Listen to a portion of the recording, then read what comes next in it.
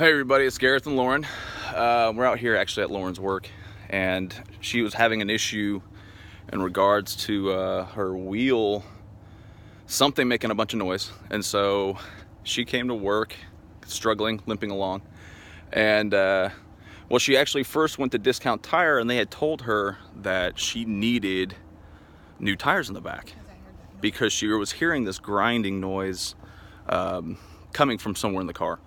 Well, I'm not here, and no. Well, anyways, so she's been driving around like that because she's kind of been freaking out. Took it to the Discount Tire company around the corner from where she works, and I'm pretty astonished that they told her that it could be possibly the suspension rubbing on the wheel, which is a possibility if it had. I mean, but that would be significant. I mean, you'd probably see that if the suspension had failed. And they sold her a bunch of some new tires on the rear. Well, they were supposed to look at all the possibilities of what it could be, and they end up to basically tell her, or not even check this part of her car, which if you see here is the caliper. I don't know if you can see this,